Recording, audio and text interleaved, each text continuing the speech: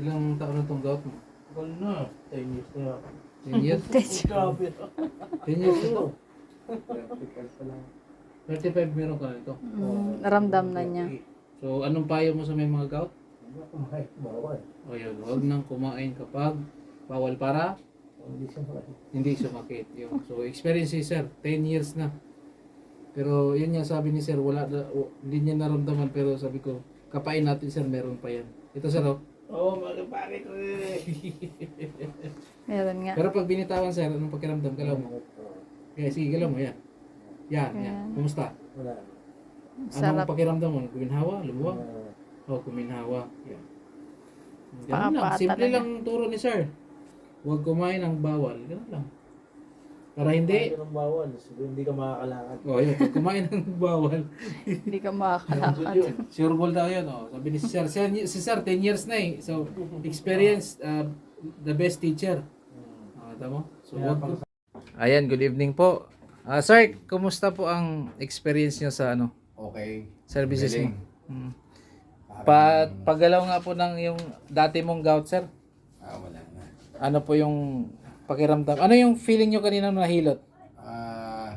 May- Masarap. Masakit na masarap. Yun, masakit na masarap. Pero talagang natatamaan yung mga trigger points. So, message po sa may mga ganyang ano. Sa mga may mga gout, huwag na kayong kumain ng bawal para hindi sumakit. Yun. Tapos magpamassage kayo dito kay kay Bernard. Okay, sa hilot. Therapeutic massage. Opo, sa hilot. Hilot therapeutic massage. Yun. So, maraming salamat sir sa ano, sa payo nyo kasi tulad sa amin. So, meron na kaming mga uric tsaka gout na rin. Kaya nagtataka kami bakit hindi naman kumbaga hindi naman na injury kinabukasan hindi na ka makatayo. Oh, yun na pala yun. Uric acid.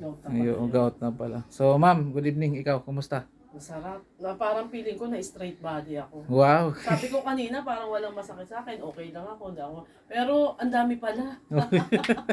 At saka talagang super relax. 2 thumbs up. Salamat, ma'am. Highly recommended. Thank you, thank you. Highly recommended. Salamat. 5 stars. Yun. may ano, may rating na kaagad ah. So, sir and ma'am, salamat po sa pag-try nyo sa aming serbisyo. Kahit Maraming malayos, sulit and worth it naman. yun. So, thank you po. Lalo na sa mga paano kasi ang importante diyan eh. Yung mga paa talaga natin. Balik kami dito. Ayun, salamat boss. Siguro mga twice a month or every week pagka kinaya. Opo, salamat. Kinaya ng budget. O naman, kahit ano naman, once a month. Pwede. Maganda na Kasi po siya. pangit naman yung Twice a month? Twice a month. Or yeah. twice a month. Basta depende. Kasi ito yung yun nga tinatawag na holistic, alternative talaga, natural. Totoo. Remedies para Sa sa... mga hospital tayo. Tama. Ay, pero pag hindi talaga kaya, talaga magpa-check up muna tayo. Dapat sa doktor. Opo, kapag mayroon na Ito, talaga. ano lang to, kumbaga, wellness. Oh, yun. Pero hindi ito medicine. Opo. Natural lang. Natural. Ano lang Tradition. to, Traditional healing. Kaya muli po, magandang gabi at salamat sa inyong pag-try po. Magandang araw.